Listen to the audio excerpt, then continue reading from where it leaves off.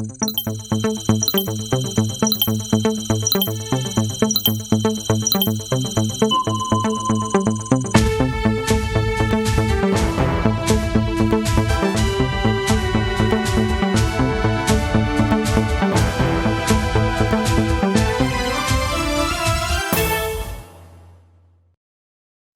61e anniversaire des Forces armées nationales célébré aujourd'hui. Cet événement rend hommage aux défenseurs de la patrie et renforce l'engagement pour vaincre le terrorisme. Unir MPS, Union pour la Renaissance, mouvement patriotique sankariste, c'est la dénomination du parti né de la fusion de plusieurs formations politiques d'obédience sankariste. Maître Benewende Sankara a été porté à la tête de l'Unir MPS. Et puis enfin, 1er novembre, aujourd'hui, fête de la Toussaint. C'est un jour dédié aux défunts qui donne lieu à certaines activités. Dépôt de gerbes de fleurs ce matin au cimetière de Gunga. Image dans un instant. Bonsoir à tous et bienvenue dans ce journal. Les Forces armées nationales célèbrent leur 61e anniversaire ce 1er novembre, date à laquelle le colon a transféré le pouvoir de la défense à l'armée nationale. Cette célébration invite à un vibrant hommage aux Forces armées nationales et donc également à un engagement décisif pour vaincre le terrorisme. La cérémonie était présidée par le président du Faso, chef suprême des armées. Les images donc avec Abdourahmane Migné.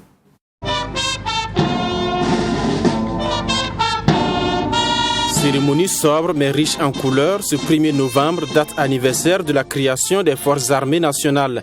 Après 61 ans d'engagement et de combat pour la défense de la patrie, de nouveaux défis se présentent à l'armée burkinabé. Depuis 2015, plus de 400 hommes sont tombés sur le champ de bataille à cause du terrorisme. Ce 1er novembre est une occasion pour rendre hommage à ces victimes et aussi inviter à un sursaut patriotique. Je demande aux officiers, sous-officiers, militaires du rang, aviateurs, gendarmes, sapeurs-pompiers de se mobiliser pour ce sursaut national. Je demande au commandement militaire de placer davantage au centre de ses préoccupations le souci des hommes et de leurs familles.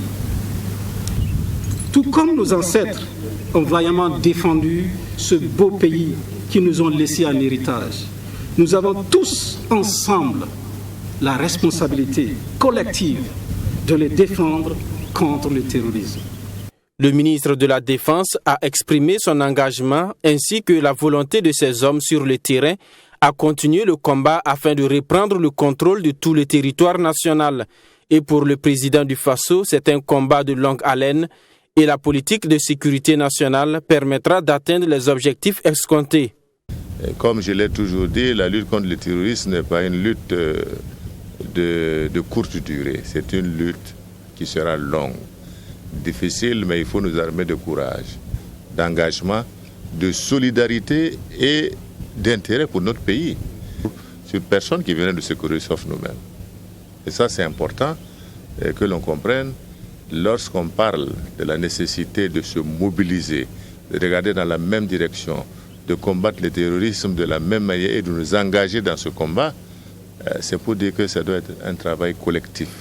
Ce n'est pas un travail de continuer sur les réseaux à démotiver, à déstabiliser et à démotiver les forces de défense et de sécurité. Ce n'est pas patriotique.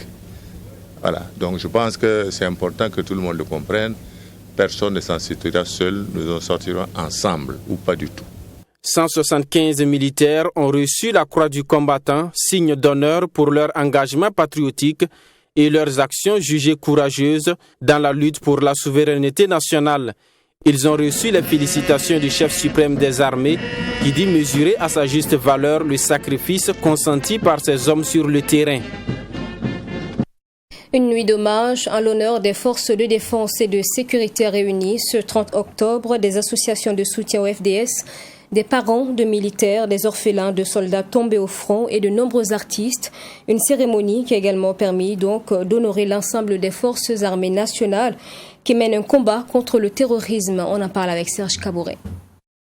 En marge des festivités entrant dans le cadre de la commémoration du 61e anniversaire de la création des Forces armées nationales, une nuit d'hommage a été dédiée à l'ensemble de tous les anonymes qui mènent la lutte sur le terrain contre le terrorisme. Une cérémonie marquée par des prestations d'artistes militaires et civils qui ont égayé le public à travers des chants patriotiques en présence du chef du gouvernement Christophe Dabiré qui a pour sa part assuré les forces armées nationales du soutien de la nation. Cette cérémonie sobre mais significative quant à sa dimension symbolique vise à vous rassurer que vous n'êtes pas seul dans le combat dans cette guerre contre l'ennemi. Vous avez le peuple entier qui vibre à l'unisson avec vous. Vous êtes en première ligne du combat, mais derrière, vous bénéficiez davantage du soutien de la nation entière dans toutes ses composantes. J'en veux pour preuve l'accompagnement de nos artistes musiciens à travers des œuvres spécialement dédiées au FDS et dont je salue la présence de certains d'entre eux ce soir. Au nom du président du Faso, chef suprême des armées, Christophe Dabiré a aussi salué la mémoire des soldats tombés sur le champ d'honneur dans la lutte contre le terrorisme. Vous avez lancé des offensives contre les gîtes terroristes dans les forêts de Kabonga, de Petega, de Fulsare et de Serma. De même, vous avez conduit parfois seul, avec une souveraineté et rassurante efficacité, parfois conjointement avec d'autres pays, des opérations de grande envergure telles que Otapouanou, Tanli, Komoé, Kuldagu et Ndofou. Lors de celle-ci, vous avez fait montre de professionnalisme, d'engagement et de courage, infligeant ainsi des pertes substantielles à l'ennemi. Au cours de ces attaques, et même dans les combats dont vous avez eu l'initiative, beaucoup de vies ont été malheureusement arrachées, souvent à la fleur de l'âge. La célébration du 61e anniversaire de la création de l'armée burkinabé est placée sous le thème « 61 ans au service de la défense de la patrie, ensemble pour un vibrant hommage aux forces armées nationales et pour un engagement décisif pour vaincre le terrorisme ». Unir MPS, Union pour la Renaissance Mouvement Patriotique Sankariste, c'est le nom du nouveau parti né de la fusion de l'UNIR PS de Maître Benewende Sankara et du MPS de Yacouba Isaac Zida. Le processus qui avait débuté en août dernier prend aussi en compte 3 autres partis d'obédience sankariste et 2 organisations de la société civile. La fusion marque également la fin du congrès unitaire débuté samedi dernier. Maître Benewende Sankara a été élu président du nouveau parti Unir MPS. Les images avec Maxime Jeud-Bombara.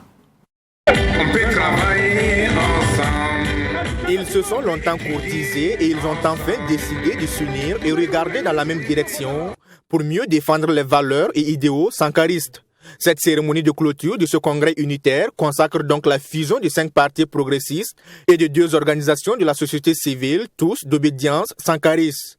Pour ce mariage, l'heure n'est plus au discours de séduction, mais plutôt au renouvellement des consentements, sinon des engagements entre les désormais partenaires dont les plus connus sont l'UNIR PS, Union pour la Renaissance Parti Sankariste, et le MPS, Mouvement Patriotique pour le Salut. Nous, dignes héritiers de la révolution d'août 1983, prenons l'engagement de promouvoir et de perpétuer sans relâche les idéaux défendus par le capitaine Thomas Sankara jusqu'à son sacrifice suprême. Par ce cérémonial de remise de l'écharpe et du drapeau, Maître Benewende Stanislas Sankara est fait président du nouveau parti UNIR MPS, Union pour la Renaissance Mouvement Patriotique Sankariste. Sa mission, restructurer et implanter le parti sur l'ensemble du territoire national en vue de la conquête du pouvoir. Mais en attendant, les municipales de mai 2022 sont en ligne de mire. 2022 d'abord, parce qu'il y aura des élections de proximité. Nous nous engageons dans toutes les batailles électorales, comme on l'a fait depuis le retour à l'ère démocratique en 1991, quand le Burkina Faso a renoué avec l'état de droit. Donc vous avez constaté que c'est dans cet élan, dans cette progression, que le sankarisme a pu faire son implantation et aujourd'hui nous avons des acquis. Des progressistes, donc nous défendons des valeurs de gauche.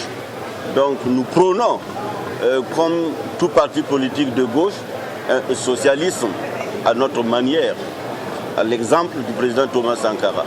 Yacouba Isaac Zida, président d'honneur du nouveau parti, toujours en exil au Canada, a salué par visioconférence la tenue de ce congrès qui consacre cette fusion.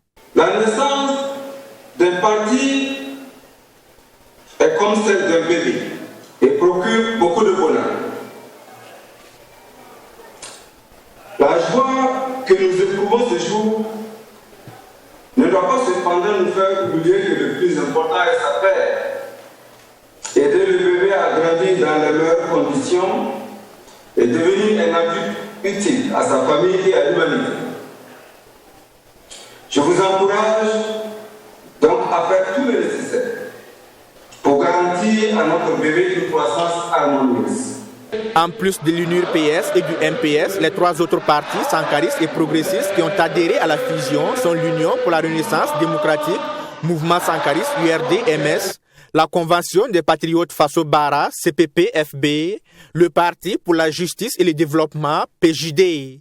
Faso Cause et le mouvement Jeunesse Sankariste Unie sont les deux organisations de la société civile qui ont également adhéré à la cause. Cette fusion a été célébrée en présence des militants congressistes, des représentants des partis de la majorité et de l'opposition, des délégations étrangères et des représentants du corps diplomatique témoins de l'événement. 1er novembre, jour de célébration des défunts à travers prières notamment, et le traditionnel dépôt de gerbes de fleurs a été observé au cimetière de Gungain à Ouagadougou. L'espace a également été nettoyé par certains. L'une de nos équipes a fait le constat, les images. Affluence toute particulière ce lundi 1er novembre au cimetière municipal de Gungain. Ils n'y sont pas pour un enterrement, mais plutôt pour consacrer à la tradition de la Toussaint une commémoration pour rendre hommage aux proches disparus.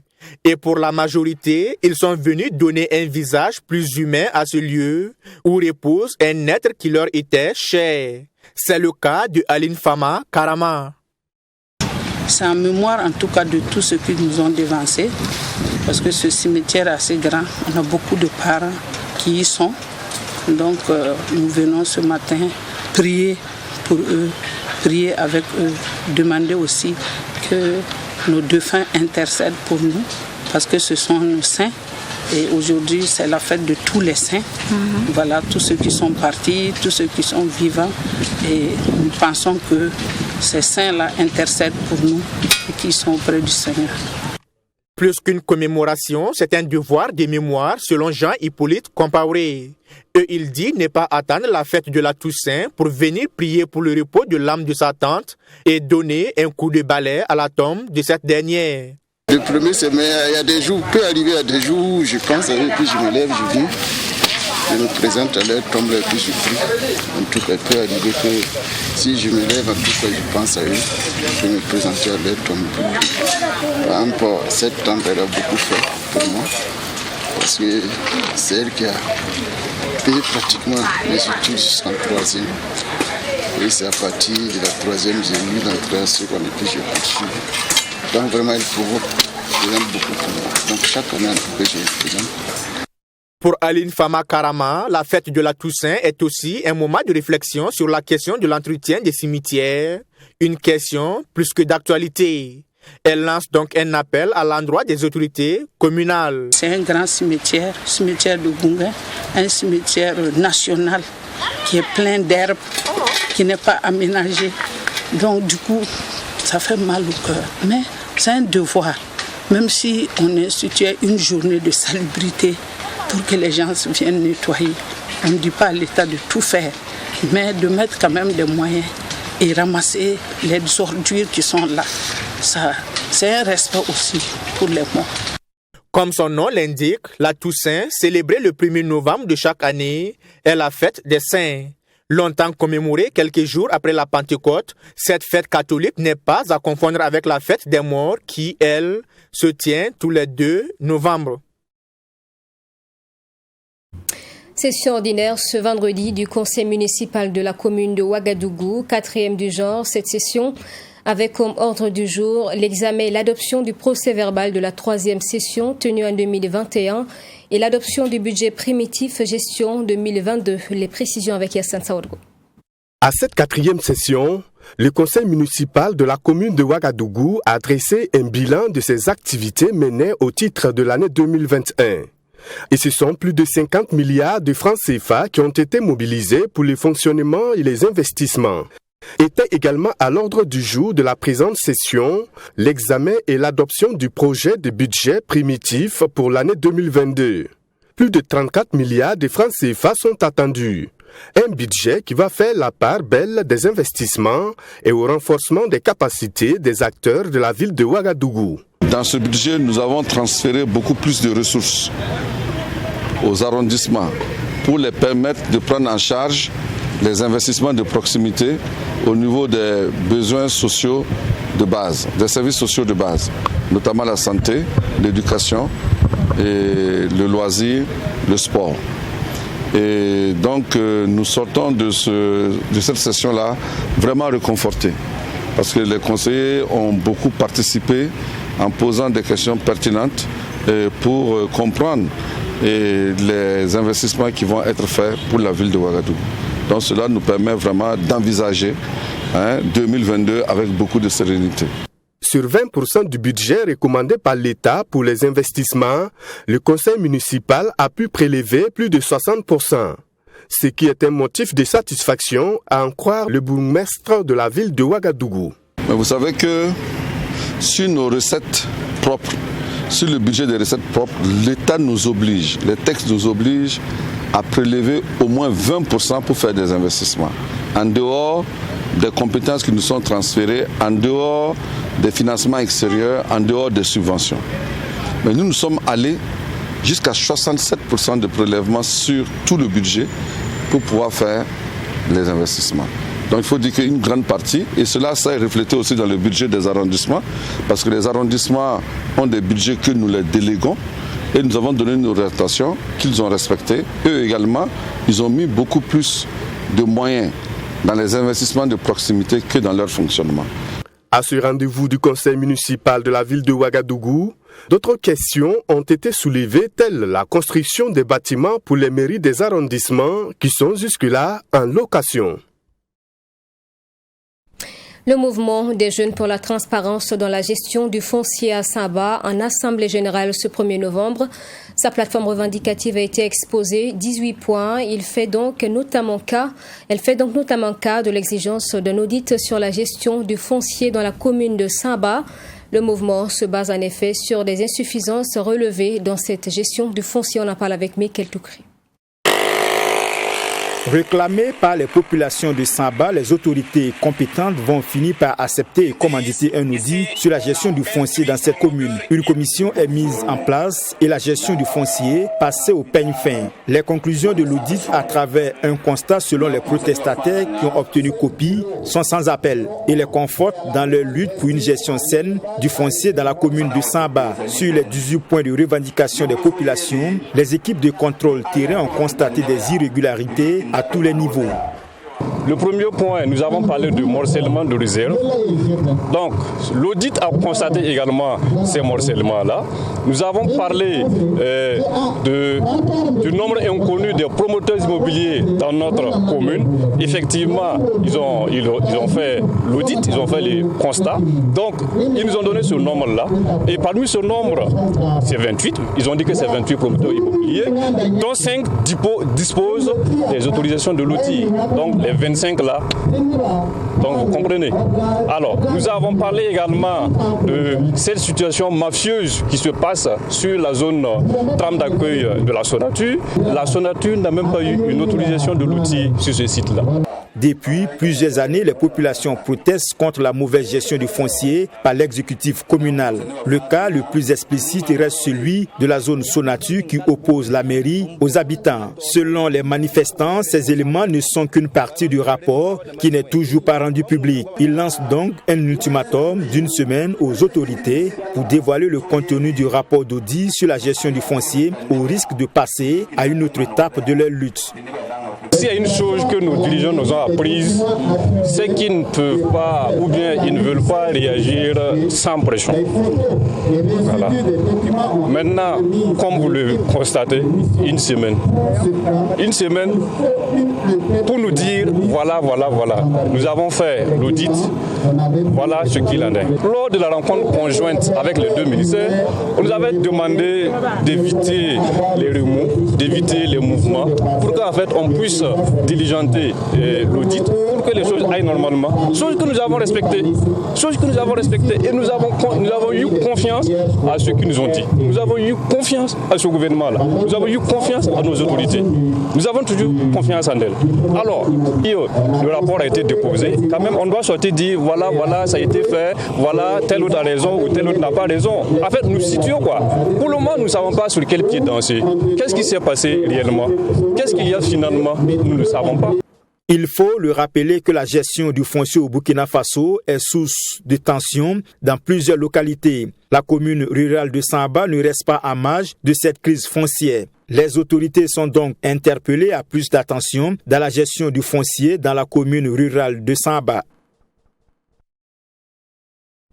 La recherche scientifique et les innovations technologiques à l'honneur la semaine dernière. À l'occasion du 13e Forum national de la recherche scientifique et des innovations technologiques FAIRCIT, nous avons été donc sur le site à la foire de la 13e édition de ce forum qui a donné donc lieu à l'exposition de plusieurs recherches de plusieurs recherches scientifiques donc à travers plus de 200 stands. Les images avec Sanata Serré. Ce sont les savoir-faire des chercheurs et innovateurs burkinabés qui sont ici mis en lumière à la foire du Forum national de la recherche scientifique et des innovations technologiques, FAIRCIT. Première étape de notre visite, le stand du Bureau de recherche et de transfert de technologies pour enrichir le Burkina et l'Afrique, BRTT. Cette structure est spécialisée notamment dans la fabrication et l'invention d'outils technologiques. Elle a inventé plusieurs appareils qui visent à faciliter le quotidien des populations, notamment les femmes. Parmi ces inventions, il y a la marmite électrique et solaire et la tisseuse automatique. Machine à tisser automatique parce que vous n'avez pas besoin tout simplement d'être là, la maman n'a pas besoin de lancer. Tout ce que vous avez à faire, c'est mettre les fils, d'actionner le moteur et tout prend automatiquement. Et 24 heures sur 24, ça fonctionne normalement. Et vous avez la possibilité de pouvoir faire sortir ces bandes de paille là continuellement. Et il faut dire que la machine que vous voyez là a une durée de vie minimale de 20 ans. Donc si vous avez cette machine-là, vous pouvez dormir tranquillement parce que vous avez à tout temps des pailles tissées. Bien sûr, nous faisons la promotion actuellement des pailles tissées et c'est l'opportunité pour nos mamans déjà de pouvoir s'acquérir ces technologies-là afin de rehausser le niveau en termes de production. Aujourd'hui, nous présentons quelques produits de nos conceptions. Voilà, on a par exemple les machines à tisser, les encapsuleuses, on a les lave-mains, on a des machines pour faire la glace en 2 heures, on a des machines qui refroidissent l'eau ou la boisson en 10 minutes. Voilà, on a des marmites qui peuvent cuisiner avec l'électricité ou avec le solaire. Et on a des machines pour faire du yaourt, c'est-à-dire une machine qui ferme du yaourt en 4 heures. On a des séchoirs à gaz. Tout comme Issa Kwaku et son équipe, Brice Rwamba lui a inventé des toilettes publiques mobiles avec toutes les commodités. On a vu vraiment que la population en a besoin de ces trucs. Voilà pourquoi on a essayé, on a créé ça. Voilà. Donc c'est quelque chose qu'on peut se déplacer, ça peut se déplacer d'un site à l'autre. Donc c'est vraiment mobile, utilisable, sans problème, il n'y a pas d'odeur, toutes les commodités ont été installées à l'intérieur. Il y a des lave-mains, il y a des lave-mains, des WC, il y a urinoir, il y a hommes et dames, il y a uniquement aussi pour hommes et dames un seul. Autre stand que nous avons pu visiter à la foire du Forum national de la recherche scientifique et des innovations technologiques, le stand du laboratoire d'histoire naturelle du département environnement et forêt de l'Institut de l'environnement et des recherches agricoles du Burkina Faso, INERA. Ce laboratoire est spécialisé dans la collection et l'étude des animaux, notamment les insectes et les reptiles, souvent utilisés dans l'artisanat et l'industrie pharmaceutique. Il a à son actif environ 6 000 espèces de serpents collectés et 15 000 échantillons d'insectes du Burkina Faso et de la sous-région en conservation. Pour la collection des insectes, on a plusieurs espèces. Donc on a des espèces nuisibles, on a des espèces utiles. Parmi les espèces nuisibles, vous voyez ici, on a des ravageurs de niébé qui sont là. Parmi les espèces utiles, on a des termites, de manière générale des termites. Et nous conseillons aux gens les techniques de production de ces insectes utiles-là. Nous avons aussi des pollinisateurs qui sont là. Donc pour les serpents, ce sont les différentes espèces de serpents au Burkina. On a le python qui est là, mais aussi plusieurs espèces de vipéridés. Donc ceux qui sont intéressés par les différentes espèces de serpents, surtout pour les industries pharmaceutiques. Donc on a des espèces qui sont venimeux. Donc ils sont tous au laboratoire. Dans le domaine de la santé, l'Institut de recherche en sciences de la santé était également présent à cette foire pour présenter les résultats de ses recherches et montrer à l'opinion burkinabé son savoir-faire en termes de fabrication de produits pharmaceutiques. On a une variété de produits que nous avons amenés. Et on a le FACA, qui est un phytomédicament destiné à la prise en charge des personnes drépanocytaires, qui est représenté ici sur 3 différentes formes. On a la forme sirop, qui est destinée aux enfants de moins de 30 mois. On a la forme gelule 80 mg, qui est destinée aux enfants de 30 mois jusqu'à 15 ans. Et on a la forme adulte de 160 mg pour les personnes adultes. On a également le Balek, qui est un déparasitant pour les nourrissons, qui leur permet vraiment de prendre en charge vraiment les enfants vraiment qui ont des problèmes intestinaux et autres. Plusieurs structures et acteurs du domaine de la science et de la technologie étaient représentés à cette foire d'exposition du FAIRCIT. L'on compte environ 200 stands d'exposition de résultats de recherche et de technologies innovantes. L'ensemble des acteurs ont salué le FAIRCIT et souhaitent que de telles initiatives se multiplient au Burkina Faso. Et puis de la musique, après quelques temps d'absence de la scène, l'artiste musicien ZS revient. Il a organisé ce samedi au Centre national des arts du spectacle de l'audiovisuel Senasa un concert live où il a revisité avec ses fans quelques titres de ses albums. C'était une salle de Senasa Noir de Monde qui était en communion avec l'artiste. Retour sur l'ambiance avec Béranger Zambelongo et Serge Kaboré. C'est un public sorti nombreux pour être témoin du grand spectacle de ZS. Et c'est dans la salle mythique du Centre national des arts du spectacle et de l'audiovisuel Senasa que le concert en live de celui surnommé l'étalon de la musique burkinabé ZS a donné rendez-vous à ses fans. Après quelques mois d'absence sur la scène musicale, l'occasion est belle pour l'artiste musicien, auteur-compositeur de revisiter les titres à succès de ses albums au grand bonheur de ceux qui ont effectué le déplacement. Mais ce n'est pas à moi de juger de ce que j'ai fait, mais par contre, ce dont je suis sûr que j'ai eu la chance d'avoir un super public. Et je pense que je suis super heureux ce soir de ce que j'espère, de ce que j'ai donné au public, mais surtout en retour ce que le public m'a donné. Ici, c'est sous le thème Unité nationale que l'artiste ZS a tenu en haleine son public pendant plus de 3 heures d'horloge.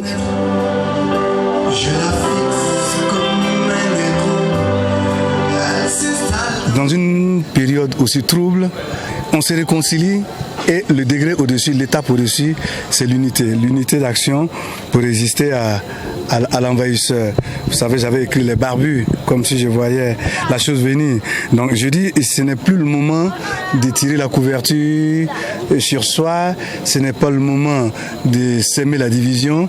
Le peuple burkinabé doit se lever comme un seul homme, s'unir et puis résister. Une prestation qui n'a pas laissé les mélomanes indifférents. L'étalon de la musique burkinabé pour eux a une fois de plus fait étalage de son talent et de sa maîtrise de la scène. Ce fut vraiment un moment très très agréable. Comme il a dit, dès qu'il place le concert sur le thème de l'unité, je pense que c'est ce qu'on a besoin dans ces temps qui courent dans notre pays. Si toutes les énergies peuvent être réunies pour qu'on retrouve l'unité et surtout la sécurité et la paix, et je pense qu'il a bien choisi le thème. On s'est bien régalé au-delà de l'aspect festif. Moi j'ai aimé, vous avez dû constater dans la salle que du début jusqu'à la fin les gens étaient debout, on reprenait les phrases, les chansons avec lui et donc c'était bien, on se revoyait dans les histoires de Ouagassan, Char et tout. Vraiment, je lui tire mon chapeau. En rappel, des artistes burkinabés comme Audrey, Wango Roger et Debatoro étaient également de la partie. ZS de son vrai nom, Seydou Zongo, compte aujourd'hui à son actif 4 albums. Il s'agit notamment de Où allons-nous, Accroche-toi, Sagesse africaine et Résistance, sortis respectivement en 1997, 2007 et 2013. Et puis Tour du Faso pour terminer ce journal. Isiaka Cissé offre à la Côte d'Ivoire sa première victoire d'étape courue ce lundi. L'Aïe Waïguia, 156 km. Le classement au niveau des maillots les plus convoités n'a pas changé. Le Belge routeur porte toujours le maillot jaune et le vert. Yassine Hamza également garde son maillot rose des sprints intermédiaires. Regardez.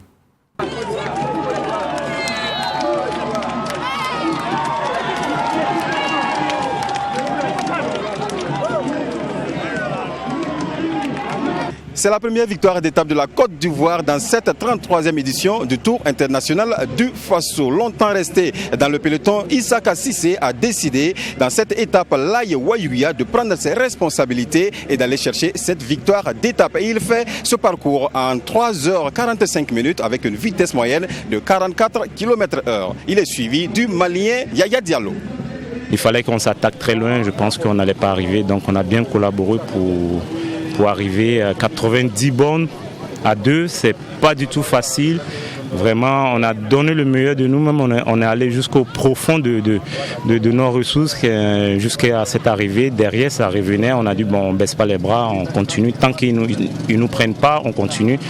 Donc jusqu'à 1 km, on a été toujours ensemble et à 900 mètres, parce que je sais qu'il est plus fort au sprint que moi, donc quand je dis il faut que j'attaque là et puis voilà, s'il me prend, au moins il a fourni un effort, moi aussi j'ai fourni un effort et puis voilà, on va discuter l'arrivée comme ça, mais j'ai essayé et puis ça a marché, donc je suis très très content de cette victoire. La configuration au niveau des maillots des plus convoités n'a pas changé. Router garde son maillot jaune ainsi que le maillot vert, le maillot au point. Le maillot rose lui revient à Yassine Hamza de l'Algérie. Le maillot du meilleur burkinabé reste pour Souleymane Koné et le maillot du meilleur jeune reste pour Paul Domo dans cette étape l'Aïe Waïguia.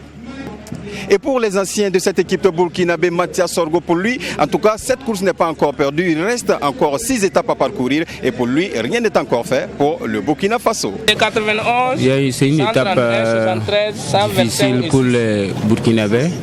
Voilà, donc, en tout cas, notre objectif ce matin, c'était vraiment de gagner l'étape. Voilà. Puis essayer de prendre le maillot jaune.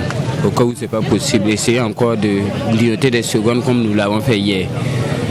Mais malheureusement, la course, c'est ça aussi. Donc, on ne va pas se lamenter, on ne va pas se décourager parce qu'il reste encore 6 étapes. Voilà, donc on va essayer de se revoir, corriger les erreurs. S'il y en a, c'est vrai que dans la course aussi, il y a eu des pannes techniques. Ça, c'est indépendamment de notre volonté. Voilà. Et on a eu pas mal de prévisions.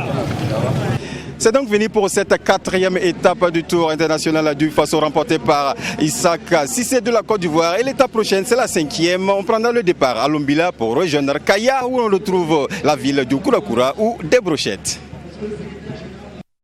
Des images donc du Tour du Faso rapportées, vous l'avez vu par notre envoyé spécial à Samy Touré. C'est la fin de ce journal. Merci d'avoir suivi, je vous souhaite une excellente suite et je vous retrouve demain à 20h. Bonsoir.